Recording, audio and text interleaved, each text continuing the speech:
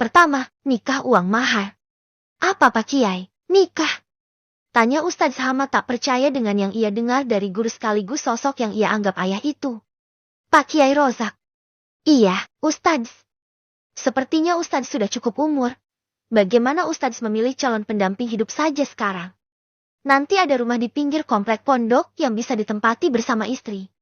Afwan Pak Kiai, rasanya saya belum pantas. Belum pantas apanya?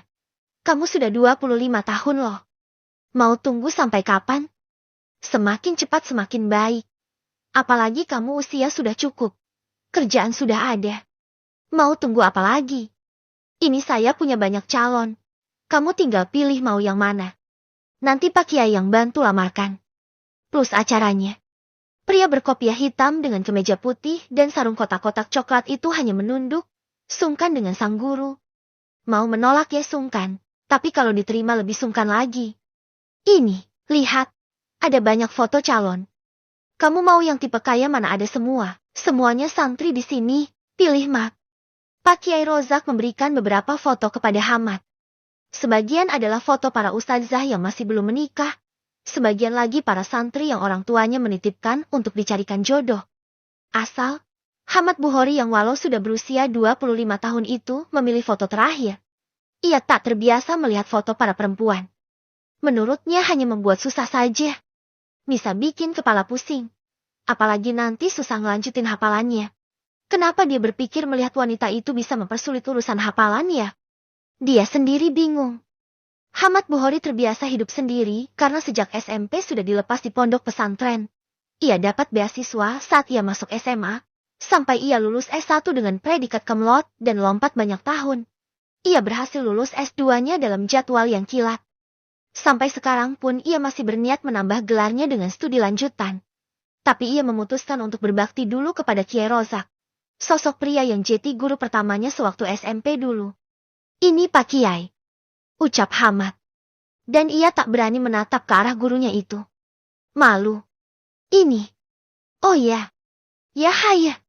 Yakin kamu Mat? Kalau yakin sih gak apa. Insya Allah Pak Kiai. Baik. Saya yang urus semuanya. Sudah kamu ngajar lagi aja. Ucap Pak Kiai Rozak yang sudah lumayan sepuh. Usianya sudah 60 tahun dan aktivitasnya sudah ia kurangi. Secara fisik ia memang melemah. Kakinya tak sekuat dulu. Tapi otaknya masih sama tajamnya saat ia masih muda dulu. Kok bisa yang dipilih malah si Baby? Santriwati paling bermasalah di sini? Gumam sang Pak Kiai. Baby, kok kamu lagi sih yang masuk buku pelanggaran? Ini buku pelanggaran isinya dari atas ke bawah nama kamu semua. Dan kamu baru masuk sebulan di sini. Astagfirullah. Pantesan kamu dikeluarin dari pondok sebelumnya. Lah kamunya begini. Ucap Ustadzah Rafiq yang bertanggung jawab di bagian keamanan. Sekali lagi Baby kena semprit karena ia terlambat turun untuk sholat tahajud. Ia sebenarnya bukan anak nakal atau bermasalah. Ia selalu kena pelanggaran diakibatkan dirinya yang mudah terbawa arus. Dalam hal ini aliran sesat yang menyesatkan. Entah kenapa dia selalu berteman dengan orang yang salah. Sejak mondok dari pesantren pertama sampai yang sekarang. Maaf Ustadzah. Bukan saya yang cari masalah. Tapi masalahnya datang sendiri ke saya. Jawabnya pasrah sambil menunduk. Ini semua akibat Dijah, sahabatnya yang semalaman curhat panjang kali lebar, bagaikan novel melodrama romantis Korea. Dijah dan Hanan in love. Dijahnya iya. Gus Hanannya nggak tahu. Baby pasrah saat dapat hukuman menulis 12 lembar deretan hadis. Arab arti tarjimnya. Ada 12 hadis juga dan disuruh nulis 12 kali. Jadi 12 kali ke-12. Jackpot. Yang mengherankan adalah, kenapa Dijah bisa bangun dan dia tidak? Kenapa Dijah bangun dan dia tak dibangunkan? Itu yang jadi pertanyaan besarnya. Ia pasrah menulis hukumannya itu di ruang kantor Ustadzah. Katanya Ustadzah Rafiq sih biar gak kabur. Weleh mau kabur gimana? Wong yang mantau Ustadzah satu pondok. Sudah jadi perbincangan saat sholat zuhur kalau Baby si anak baru sudah dapat hukuman lagi. Pasrah. Gumamnya. Ia baru saja menulis 10 lembar. Masih kurang 2 lembar lagi. Saat Ustadzah Rafiq memanggilnya untuk keluar ruangan. Baby. Keluar sekarang. Ucap Ustadzah dengan tegas, tapi pandangannya tidak segalak tadi. Padahal ini masih jam 2 siang. Ia tadi dapat izin istirahat untuk sholat dan makan siang, lalu dihukum lagi. Jadwalnya untuk baby, sebenarnya ia masih dalam masa adaptasi, belum genap 1 bulan ia di sini. Jadi ia masih belum aktif sekali belajar. Murid baru yang bukan baru. Dia pindahan dari pondok sebelumnya, setelah berkelana dari pondok satu ke pondok lainnya. Saya belum selesai UAS, gimana? Tanyanya pasrah. Nadanya rendah, dan ia juga memasang wajah melas ke si Ustadzah. Udah, cepetan. Kamu dipanggil Kiai Rozak. Ucapan Ustadzah Rofik itu membuatnya tergelitik. Ada kesalahan apalagi sampai Pak Kiai yang turun tangan. Masa sih? Belum sebulan dan dia sudah mau dikeluarkan lagi. Padahal dia sudah tak rajin bolos. Apalagi percobaan kabur dari pondok, semua sudah ia tinggalkan. Kalau ibaratnya ia sudah bertaubat menjadi pribadi yang lebih baik. Iya, itu sudah jauh lebih baik kalau menurut baby. Dan semua itu juga karena temannya di sini sedikit lebih waras dibanding di pondok sebelumnya yang mengajarkannya yang tidak-tidak. Sampai pernah diajarin kabur manjat pager pondok tengah malam. Baby meletakkan semua kertas itu di meja, dan membereskan tasnya. Alat tulis semua sudah masuk. Dan dia berdiri menuju pintu keluar. Saya nanti lanjut ke sini lagi gak Iwas? Tanyanya pelan. Gak usah. Lain kali jangan telat lagi. Masa kamu gak bosen sih Beb? Saya yang ngasih hukuman aja bosen ngeliat kamu. Keluh Ustadzah Rofik yang membuat Baby semakin dalam menunduknya. Saya juga gak mau Iwas. Insya Allah saya tobat US. Jawabnya seperti mencicit. Menuju ruangan sang pengasuh pondok pesantren yang harus melewati jalur terlarang. Jalur yang hanya boleh dilewati orang-orang tertentu saja. Terlebih ini area pondok pria. Jadi super terlarang, ada 2 penjaga yang harus dilewati, 1 perempuan di pintu pondok Banak, 1-nya putra. Di area masuk pondok putra. Semuanya lolos karena Baby didamping Ustadzah Rofik dengan alasan dipanggil Kiai Rozak. Baby juga tak berani bertanya banyak pada sang Ustadzah, takut hilaf dan kena omel lagi. Jadi ia tak tahu menahu. Kenapa ia dipanggil Pak Kiai? Berada di rumah sang pengasuh pondok, Baby diminta duduk di ruang tamu, sementara Ustadzah Rofik kembali ke pondok Banak. Pertanyaannya, lalu bagaimana Baby kembali nanti? Nak, ayo masuk ke kamarnya Ningning Room yuk, kamarnya sudah kosong kok. Kamu di sana saja menunggu ya, ucap Bunyai. Sosok sepuh yang suaranya merdu dan menenangkan jiwa. Ningning Room adalah anak tertua Pak Kiai dan Bunyai dan kini sudah menikah dan diboyong suaminya. Kalau setahu Baby, satu-satunya anak pasangan paling berpengaruh di pondok ini adalah Gus Hanan, si Limin Honyedijah yang dibicarakan semalam. Oh, nih Bunyai. Baby menurut dan digiring masuk ke dalam sebuah kamar yang super wangi. Gini kali ya. Kamarnya anak orang hebat. Mesah. Wangi dan auranya dapat. Palingan kalau lama di ruangan kayak begini. Semua ilmu dan pelajaran di kitab gampang nempelnya. Kedapetan sirnya Ningning Room. Jeti cerdas mendadak. Gumam Baby setelah duduk di kasur dan mengagumi kamar itu. Ada bau bunga-bungaan. Kok bisa ya? Apa ada pengharum bunga di dalam kamar ini? Kenapa ia disuruh menunggu di kamar ia tak tahu. Bahkan ia sempat ketiduran di kamar itu. Ia dibangunkan perlahan dan lembut oleh sosok ayahnya. Loh, kok ada ayah? Tanya Baby setengah sadar. Ia cepat bangun. Ayahnya, orang tua satu-satunya itu merapikan jilbab dan wajah Baby yang baru bangun dan aut-autan itu. Ibunya sudah lama meninggal. Membuat ayahnya adalah satu-satunya keluarganya. Yang dewasa jadi orangnya Baby. Kamu sudah dewasa nak. Gumam sang ayah lembut dengan mata berkaca. Iya ya. Ayah dipanggil ke sini karena Baby gak tahajud semalam. Ya Allah. Maaf ya. Peletak. Ia kena jitak dari sang ayah. Kamu ini. Kirain udah berubah. Masih aja. Kamu udah besar Baby. Baby masih 16 tahun ya. Masih kategori anak kecil, belum punya KTP juga. Balas Baby, dan si ayah sudah memberi kode di bibirnya dengan jari telunjuk menempel. Meminta anaknya untuk tidak komentar. Baby merapatkan bibirnya dan mengangguk. Minta maaf, Ya sudah, tunggu di sini, ucap si ayah. Oh, beres ya, balas Baby tenang. Ia duduk lagi dan mematuk dirinya di cermin, membereskan anak rambutnya yang susah diatur karena pendek-pendek. Ia sempat kaget saat pintu kamar terbuka lagi. Ada sosok tinggi besar, bergamis putih dengan kopiah hitam masuk. Ada sorban yang terlipat dan diletakkan di pundak kanannya. Sosok pria itu masuk dan menghampiri Baby yang sedang bercermin. Baby mau bertanya, siapa yang dicari oleh pria yang wajahnya tak berekspresi itu? Tapi tangan si pria itu malah menjulur. Ada uang warna pink 2 lembar disodorkan ke Baby. Ini apa ya Pak Yuzets? Tanya Baby bingung. Ya dia hanya membaca dari penampilan pria di depannya itu. Kalau penampilan model begini, biasanya Ustadz kan ya? Ini, uang mah. Ia berdeham pelan. Lalu melanjutkan kalimatnya dengan suara yang lebih pelan lagi. Lalu pria itu pergi begitu saja. Setelah meletakkan uang 200.000 itu di tangan Baby. Baby yang diberikan uang hanya mengerjak. Apakah ini rejeki yang dibilang layak tasib? Rejeki yang diberikan oleh Allah dari arah yang tak disangka-sangka. Kebetulan banget daster tidurnya bolong. Sendalnya beda sebelah. Karena kemarin tertukar di musyola.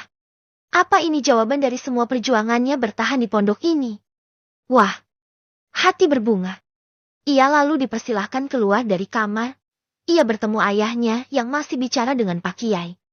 Ia malah disuruh kembali ke asrama oleh Pak Kiai Rozak dengan senyuman indahnya. Ini beneran rejeki layak tasib namanya. Langkah menuju pondok Banat juga terasa lebih indah dan berwarna. Bahkan harum bunga di kamar Ning Ningrum tadi juga rasanya menyebar ke seantero pondok. Ini keindahan bagi para pejuang ilmu mungkin. Jalan kebenaran. Tiba di asramanya. Baru saja ia melangkahkan kaki ke dalam asrama. Ia sudah disapa oleh sahabatnya Dijah. Oi, dari mana? Tanyanya heran sambil meloncorkan kakinya di lantai. Mereka tidur lesehan. Ini bukan pondok elite yang santrinya tidur di atas ranjang. Semua tidur bersama beralas karpet dan hanya dengan satu bantal. Guling. Apa itu? Mereka hanya boleh bawa satu bantal dan satu selimut tipis yang bisa dilipat dan nanti dimasukkan ke dalam loker. Abis dihukum sama Ustadz Zahrofiq. Terus dipanggil Kiai Rozak. Disuruh duduk, nunggu. Dikasih duit. Nih, 200.000. Ucap Baby bersemangat. Woi, enak bener. Gak tahajud malah dapat duit. Siapa yang ngasih? Kiai Rozak. Apa jangan-jangan Gus Hanan? Gue gak rela loh ya, ditikung teman sendiri. Kalau mau nikung di sepertiga malam aja dan jangan bilang-bilang. Protes Dijah dengan wajah galaknya yang lucu. Baby menggeleng. Bukan. Ini kata ustadznya yang ngasih. Uang dari Bu Mahar. Udah gitu aja. Bu Mahar? Siapa itu? Gak pernah dengar. Ya bisa aja salah satu penyumbang dana terbesar dari pondok. Ya gak? Bilang ke Pak Kiai. Ini Pak Kiai. Tolong sampaikan pada anak yang paling baru masuk dan butuh dukungan. Baby menepuk tangan Dijah dan melambaikan uangnya. Ayo kita ke koperasi. Aku mau beli dasar tidur. Sama sendal jepit. Hari ini. Aku bosi. Kamu mau beli apa? Aku yang bayar. Asal uangnya cukup. Namanya rezeki dari Allah. Gak boleh pelit. Biar semakin banyak rezekinya. Yega? Siap. Itu namanya Bestitio Janah. Let's go deh. Pas bener. Aku daleman udah pada hilang. Masa bra aja hilang sih ampun. Aku bawa selusin lakot tinggal sebiji dan ini belum setahun. Kan aneh bin ajaib. Keluh Dijah dan mereka keluar dari kamar asrama mereka. Berjalan penuh girang ke koperasi. Baby membeli daster untuk tidurnya, plus sandal jepit.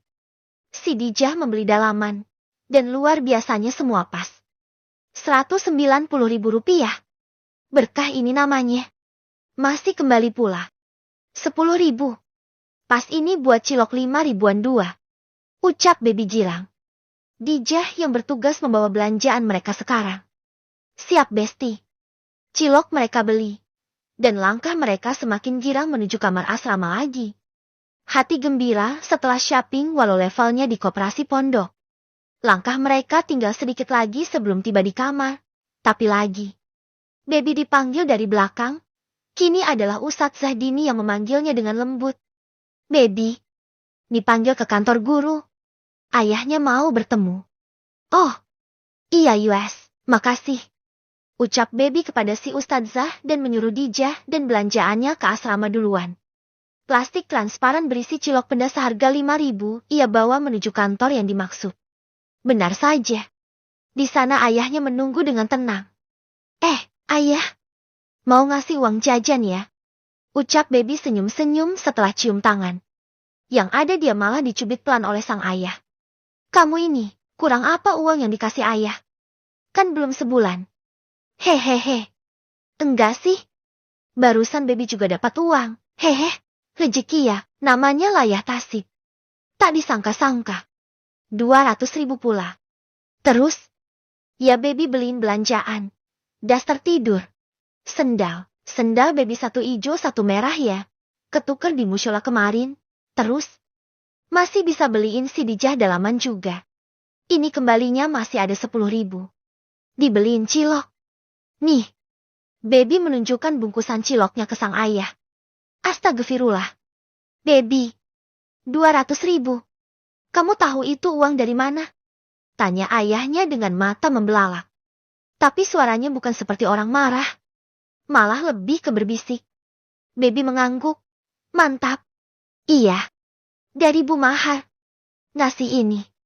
Bu, Mahar. Astagfirullah. Baby. Itu mahar. Bukan dari Bu Mahar. Kamu itu dikasih mahar sama suami kamu. Ustadz Hamad yang ngasih itu ke kamu. Sebagai mahar pernikahan.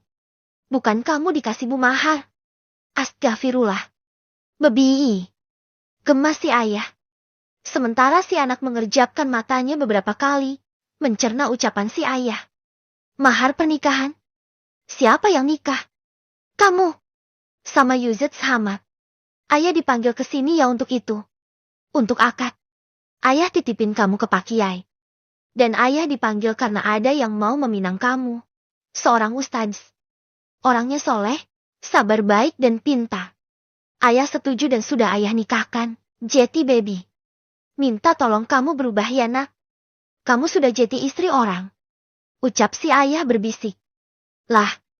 Kok nikah tapi bebinya nggak tahu? Kan ada pertanyaan. Apa mempelai perempuan bersedia? Kan gitu ya? Protes Baby lagi. Peletak. Yang ada dia kejajitak lagi. Kebanyakan nonton sinetron si kamu. Gak ada. Ayah ini ayah kandung kamu. Berhak nikahin kamu. Sudah Baby. Anak ayah sayang.